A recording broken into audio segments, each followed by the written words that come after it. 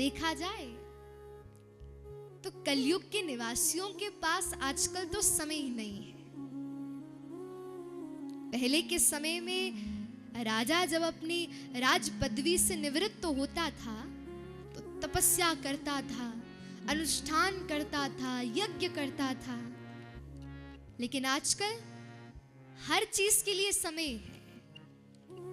विवाह में जाएंगे तो 4 घंटे लगाकर बढ़िया तैयार होंगे, 5 घंटे फोटोग्राफर वाले भैया को देंगे। लेकिन जब विवाह की बारी आती तो अरे पंडित जी जल्दी करिए, समय नहीं है। ऐसी स्थिति, हर चीज के लिए समय है।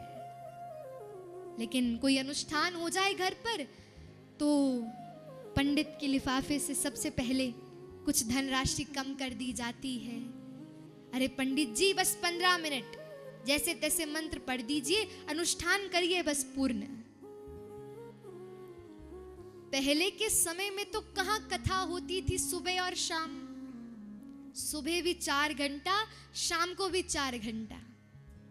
और अब देखा जाए तो आप लोग अभी 2 या 2.5 घंटे हुए होंगे, वो भी पूर्ण नहीं हुए, अभी थक गए होंगे।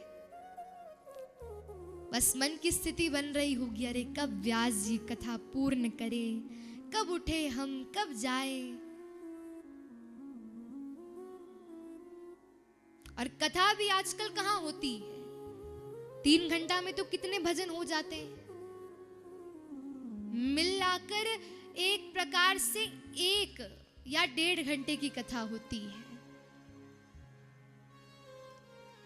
इसलिए कलयुगी लोगों के पास समय नहीं। और सत्य कहे तो कलयुग का यहीं से प्रारंभ होता है। श्रेष्ठ क्या है?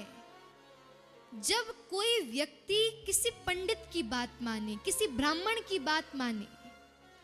लेकिन हम लोग ब्राह्मण की अवहेलना कर हम उनको उल्टा आज्ञा करते हैं, हमारे पास तो इतना ही समय है।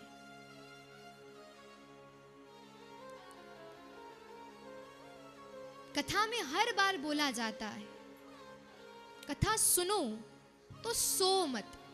कई लोग कथा सुनते हैं, थक जाते हैं और सो जाते हैं। नहीं, सुनो और जाकर विचार करो, जाकर मनन करो, चिंतन करो। कहने के लिए तो हर बार कहा जाता है, लेकिन वस्तुतः करता ऐसा कोई नहीं। और ये मैं अपनी मनगढ़ंत बात नहीं बोल रही, ये भागवत जी कहती हैं। असारे खलु संसारे विषय विष संगा कुल धिय, क्षणार्थम क्षेमार्थम पिबत शुक गाथा तुल सुधाम, किमर्थम व्यर्थम भो व्रजत कुपते कुत्सित पथे, परीक्षित साक्षी यद श्रवण गता मुक्त्युक्ति कथने। तत्क्षणवन प्रपठन विचारन परौ। पहले सुनो फिर विचार करो। और विचार करने से क्या होगा? ये कथा कोई मनोरंजन का विषय नहीं है, मनोमंथन का विषय है। जब मंथन होगा तभी अमृत निकलेगा, जब मंथन होगा तभी माखन निकलेगा। और उस माखन का हरण करने के लिए फिर श्याम सुंदर पधारेंगे। यही माखन चोरी लीला